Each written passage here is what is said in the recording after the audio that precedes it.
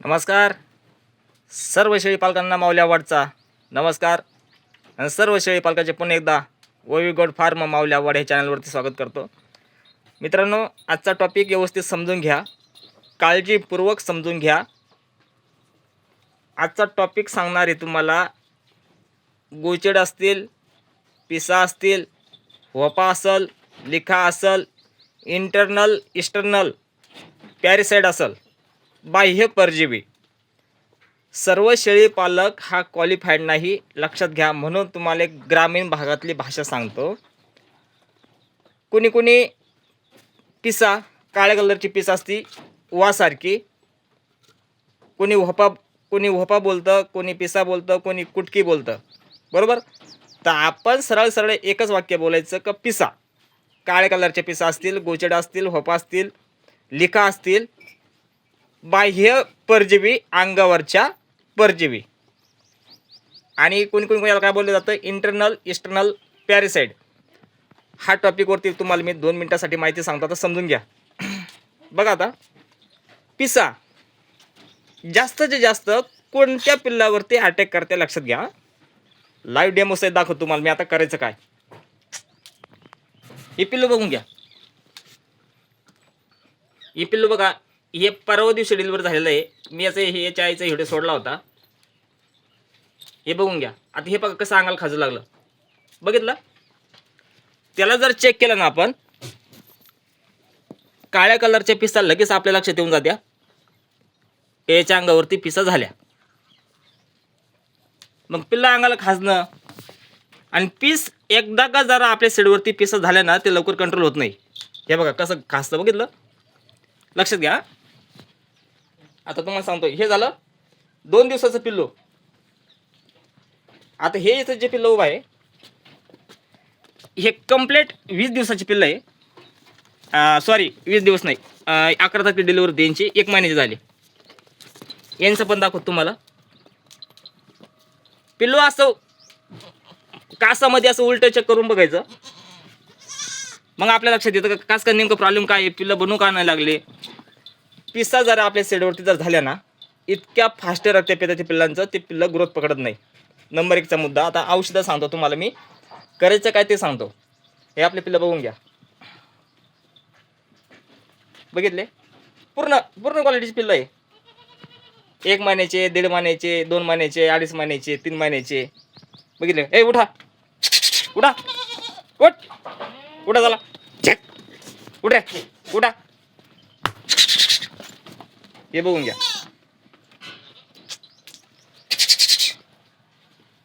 बघितले. बंदिस्तवाल्यांसाठी सांगतो, फिरस्तेवाल्यांसाठी सांगतो. यांना स्प्रे केव्हा करायचं ते सांगतो, लक्षात घ्या. पिल्ला 1 दिवस ते 21 दिवसापर्यंत पिल्लाला काय लावायचं, 1 महिन्याच्या पुढच्या पिल्लाला काय लावायचं, 2 महिन्याच्या पुढच्या पिल्लाला काय लावायचं, 3 महिन्याच्या पुढच्या पिल्लाला काय लावायचं. आता व्यवस्थित मुद्दे समजून घ्या. बघा, आता हे पूर्णचे पूर्ण पिल्लं आपले बकऱ्यासोबत चरायला जाते रानामध्ये. आता ऊन पडलं, आता ह्या पिल्लांना आपण स्प्रे करणार हे बुटॉक्स किंवा क्लीनर किंवा टॅक्टिक. गोचिड बी मारते, पिसा बी मारते. हे झालं स्प्रे करण्याचे आयटम. 1 महिन्याच्या आतल्या पिल्लाला काय लावायचं ते सांगतो. त्या पावडरचं नाव आहे मित्रांनो, रक्षक पावडर, हिंडॉल पावडर. हे झालं 1 महिन्याच्या आतल्या पिल्लांसाठी. 1 महिन्याचे 2 महिन्यापर्यंत पिल्लापर्यंत तुम्ही काय लावणार, मार्केटमध्ये BAC पावडर भेटतं, BAC पावडर, ते लावायचं. बुटॉक्स सांगितलं, क्लीनर सांगितलं, टॅक्टिक सांगितलं. हे पॉवरफुल आहे औषधच, लक्षात घ्या. लहान पिल्लाला फक्त लावायचं रक्षक आणि हिंडॉल 1 महिन्याच्या आतल्या पिल्लांना, आणि 1 महिन्याच्या पुढच्या पिल्लाला लावायचं तुम्ही BAC पावडर, आणि 2 महिन्याच्या पुढच्या पिल्लाला लावायचे तुम्ही स्प्रे.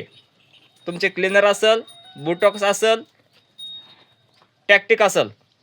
मग गोचिड बी मारते, पिसा बी मारते, लक्षात घ्या. आता मारायचं कसं, आणि हे झाले आयटम स्प्रे करण्याचे, अंगाला लावायचे. आणि अंगावरती लिक्विड स्वरूपात 2 आयटम भेटते पहा. त्या आयटमचं नाव आहे पोरॉन आणि दुसरा आयटम आहे नाश. कंपनी एक, सॉल्ट बायोमिथ्रिन एकच, फक्त कंपनी चेंज. सॉल्ट दोन्ही प्रॉडक्टमध्ये सारखीच आहे. तुमचं पोरॉन असू द्या किंवा नाश असू द्या, लक्षात घ्या. आता पोरॉन आणि नाश काय करतं, शिंगापासून तर शेपटापर्यंत त्यांची फक्त लाईनिंग मारायची.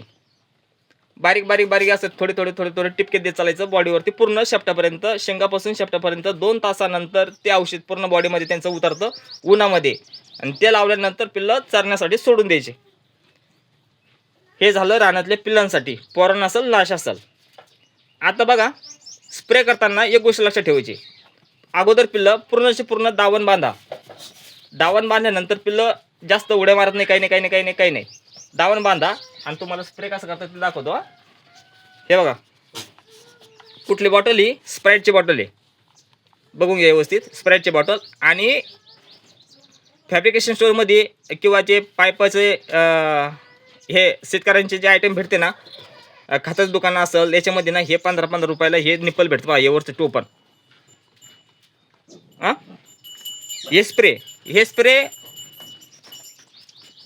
1 लिटरची असेल बॉटल किंवा 500 ml ची असेल, अर्धा लिटरची असेल. याच्यामध्ये पूर्ण पाणी भरल्यानंतर याच्यामध्ये 1 लिटरला 1 ml ते 3 ml पर्यंत चालतं, लक्षात घ्या. ही भरली बरोबर, पिल्लं आपण दावणीला बांधले. स्प्रे करत असताना त्यांच्या फक्त डोळ्यामध्ये आणि तोंडामध्ये जाणार नाही औषध, याची काळजी घ्या. स्प्रे केल्यानंतर लगातार 2 दिवसानंतर 3 दिवसानंतर लगातार त्याचा पिच्छा, आपण काय म्हणतो त्याचा घुंबा, किती दिवस पकडायचा, 8 दिवस. 2-2 दिवसाचा ब्रेक देऊन स्प्रे करा. स्प्रे केल्यानंतर पिल्लं वाळल्यानंतर ज्यावेळी तुम्ही रानामध्ये सोडणार आहे, बकऱ्यासाठी सोबत चरण्यासाठी सोडणार आहे, त्याच्यानंतर तुमची बेसी पावडर असेल, रक्षक पावडर असेल किंवा हिंडल पावडर असेल, म्हणजे त्याचा मुळातून पूर्णच्या पूर्ण नायनाट झाला पाहिजे. हा झाला स्प्रेचा विषय. रक्षक पावडर, हिंडोल पावडर, बेसी पावडर अंगाला लावण्याचा विषय, लिक्विड स्वरूपात सांगितले, स्प्रेच्या बाबतीत सांगितले, अंगाला लावण्याचे पावडर सांगितले. आता दुसरं एक शेवटचं फायनल ऑप्शन सांगतो. ज्यावेळेस आपण बकऱ्या चरण्यासाठी सोडणारे फिरस्तेवाल्यांसाठी किंवा बंदिस्तवाल्यांच्या तुम्ही शेडच्या बाहेर बकऱ्या घेतल्यानंतर करायचं काय, बकऱ्या बाहेर घेतल्यानंतर यांच्या ह्या पिसाचे अंडे असतील, गोशेडाचे अंडे असतील, हे बी आपल्याकडनं मरले पाहिजे. तर एक आयटम मार्केटला खताच्या दुकानात, औषध दुकानात, शेतकऱ्यांच्या औषधाच्या दुकानात भेटतो. थोडासा रिस्की आहे, काळजीपूर्वक समजून घ्या, काळजीपूर्वक स्प्रे करा. त्या आयटमचं नाव आहे इंडोसल्फान. रोगर, डायरेक्ट पॉयझन, या खतरनाक पॉयझन, 100% पॉयझन आहे, लक्षात घ्या. पिल्लं जर शेडवरती तुमच्या जर काही असेल, त्यांना माती वगैरे काही चाटली नाही पाहिजे, याची काळजी घ्या. आणि पूर्णचे पूर्ण वाडा एकदा सकाळी स्प्रे करायचा, मोठ्या 15 लिटरच्या पंपांना, चार्जिंग पंपांना स्प्रे करा. आणि संध्याकाळच्या वेळेस ज्यावेळेस आपल्या बकऱ्या रिटर्न घरी चारल्यानंतर येणार आहे वापस, त्या टायमिंगला गोचिडा असेल, पिसा असेल, लगेच अटॅक करत्या बकऱ्यांवरती.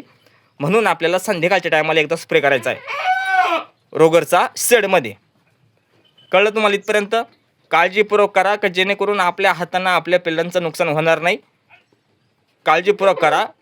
तुम्हाला एकच तळतळीने सांगतो की जेणेकरून आपले पिल्लं बनले पाहिजे, कटिंग मार्केटला लवकर सेल झाले पाहिजे. पण हे परजीवी जर अंगावरती पडले तर आपले पिल्लं लवकर बनत नाही मित्रांनो. काळजीपूर्वक स्प्रे करा, काळजीपूर्वक पावडर लावा. हे बघा, हे कशी घासते अंगाला, बघितलं? हा प्रॉब्लेम होतो. मग आपल्या लक्षातच येत नाही का नेमकं पिल्लं का बनवू लागले नाही, आपण पिल्लं चेकच करत नाही का नेमकं काय झालं असतं. ह्या गोष्टी लक्षात ठेवा. व्हिडिओ जर आवडला असतं तर लाईक करा, शेअर करा, सबस्क्राईब करा, आठवणींना शेअर करा. अशा व्यक्तीला शेअर करा का त्याला शेळी पालनाची गरज आहे मित्रांनो. नमस्कार, बाय, भेटू पुढच्या टॉपिकवरती.